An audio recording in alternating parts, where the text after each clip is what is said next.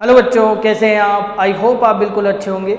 Last lecture में हमने बात की थी बेटा डायमेंशनल एनालिसिस की सेकंड एप्लीकेशन के बारे में। आज हम बात करेंगे डायमेंशनल एनालिसिस की थर्ड एप्लीकेशन, जिसमें हम डेरिवेशन ऑफ फॉर्मूला करेंगे, यानी फॉर्मूले का डेरिवेशन हम फाइंड आउट करने वाले हैं। ठीक है, कैसे हम ड्राइव करते हैं फॉर्मूला उसको हम क्वेश्चन के थ्रू ही समझेंगे। तो क्वेश्चन, फर्स्ट क्वेश्चन है इसमें हमारे पास, आपके पास कि Stokes determine that if a ball is allowed to fall in viscous medium, यानी कोई विस्कस मीडियम है, उसके अंदर कोई बॉल फॉल कर रहे हैं, मतलब उसको गिरा रहे हैं, then the value of viscous force, यानी जो विस्कस फोर्स है on ball in the medium depends upon following, यानी इसमें जो फोर्स अप्लाई हो रहा है वो फोर्स क्या है? Viscous force. ये जो विस्कस फोर्स है वो किस किस पे डिपेंडेंट हो रहा है? रेडियस ऑफ बॉल, यानी इसको प्रोपोर्शनल करके लिखेंगे, रेडियस ऑफ बॉल।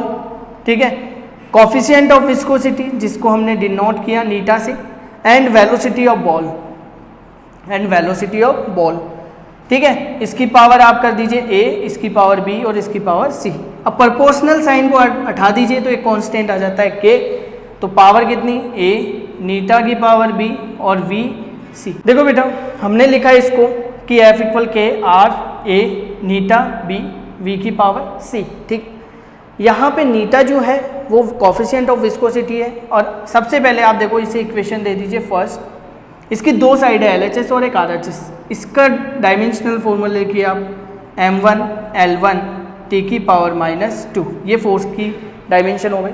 k को आप एज इट इज रखिए, r की डायमेंशन क्या होती है? ओनली L1, पावर कितनी? a। नीटा की डायमेंशन होती है m1 L-1 t की पावर -1, पावर कितनी बेटा? b।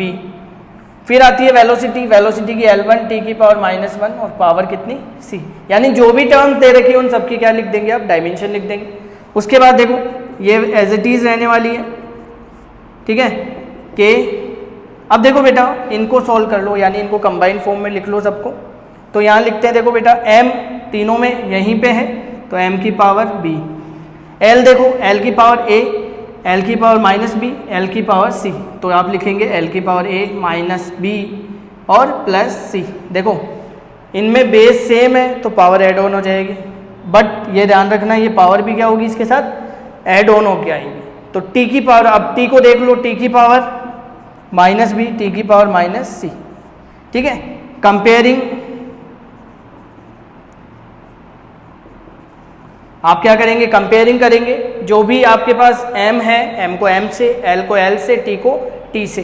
तो m को m से कंपेयर किया तो b की वैल्यू आ गई आपके पास 1।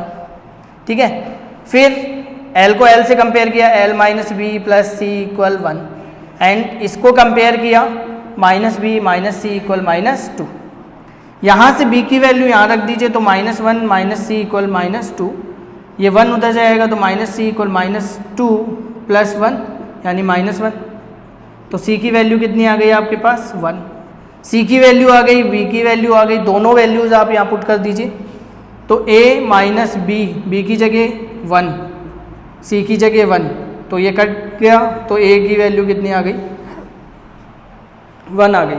अब ये a, b और c की वैल्यू आप पुट कर दीजिए इक्वेशन फर्स्ट में।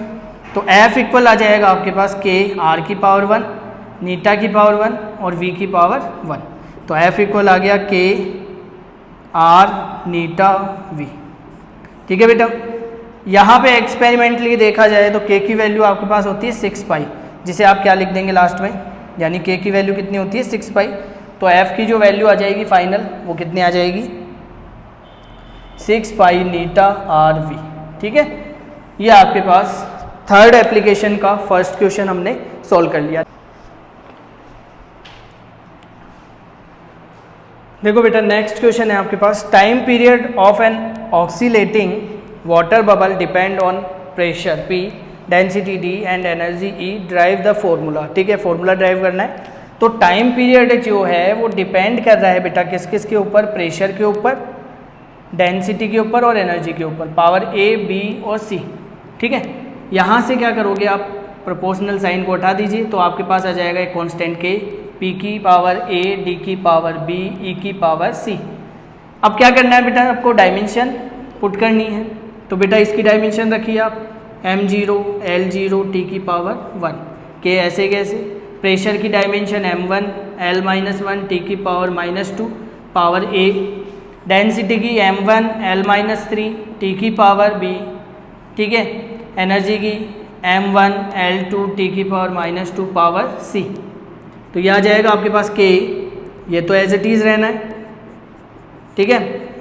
अब आ जाएगी पावर आपके पास a l की पावर -a t की पावर -2a, ये पावर हो जाएगी m b l की पावर -3b, और ये हो जाएगी m c l2c t की पावर -2c। अब m वाली टर्म को एक जगह कर लीजिए, l वाली टर्म को एक जगह और t वाली टर्म को एक जगह। k ऐसे कैसे, m की power a plus b plus c, देखो ये आ गया m की पावर a, m की पावर b, m की पावर c, पावर क्या होगी, ऐड होगी क्योंकि बेस सेम है।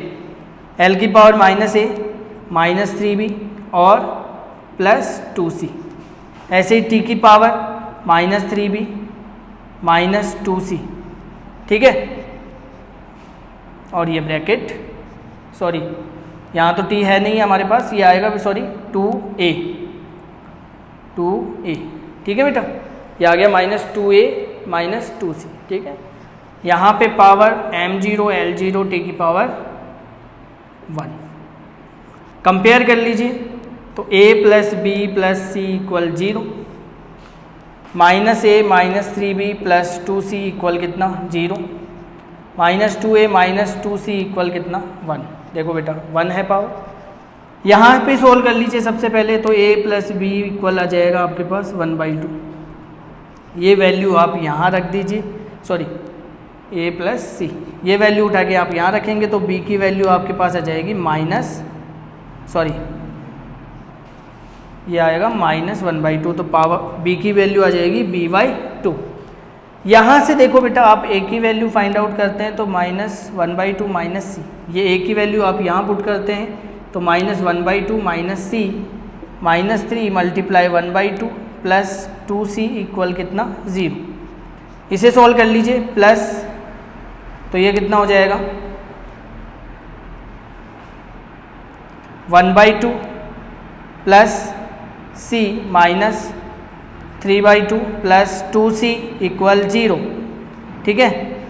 देखो बेटा ये हो गया 3c, और इसको सॉल्व कर लीजिए आप 1/2 -3/2 प्लस 3c इक्वल 0। एलसीएम कितना है इन दोनों का 2, 1 -3 प्लस 3c इक्वल 0, तो माइनस का बचा बेटा आपके पास कितना, देखो बेटा माइनस का 1/2, ठीक है। यहाँ पे कितना बचा 2 बच गया ऊपर माइनस,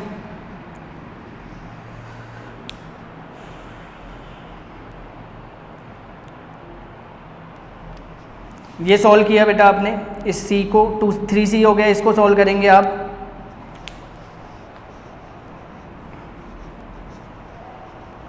देखो बेटा इसको सॉल्व करेंगे तो आपके पास आएगी वैल्यू कितनी, ओनली -1, और इधर बच जाएगा 3c इक्वल 0।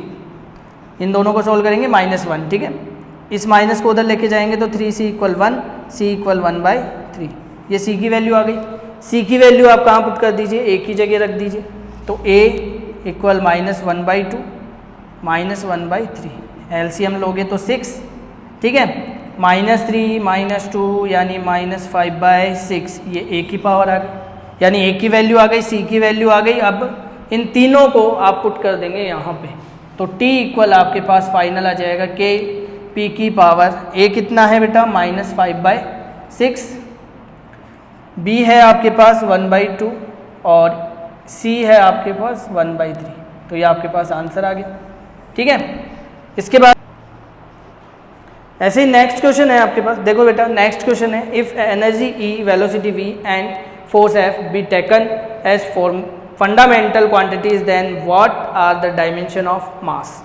यानी मास की वैल्यू पता करनी है, यानी उसकी डायमेंशन पता करनी है, यानी मास डिपेंडेंट है E के, V के और F के।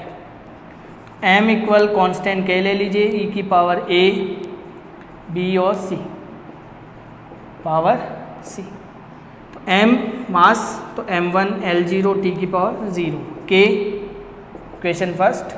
और एनर्जी की लिख लीजिए आप m1 L2 t की पावर -2 पावर a m तो आएगा नहीं, वेलोसिटी है तो L1 t की पावर -1। फोर्स की लिखेंगे m1 L1 t की पावर -2 पावर c। सॉल्व कर लीजिए बेटा। तो m की पावर देखो दो जगह है m, तो a प्लस सी, l देख लीजिए आप, l कितना आएगा 2a plus b plus c, t की पावर देख लीजिए -2a -b -2c। अब कंपेयर करना है हमें इसे, कंपेयरिंग कर दीजिए। तो a प्लस सी इक्वल कितना 1, 2a प्लस b प्लस सी इक्वल कितना 0, -2a -b -2c इक्वल कितना 0। ठीक है, यहाँ से देखो आप इन दोनों में देखो बेटा 2a -2c, तो यहाँ से -2 कॉमन लेता हूँ तो a प्लस सी बचता है। ठीक है, -b ऐसे कैसे और 0, इसकी जगह आप 1 रख दीजिए।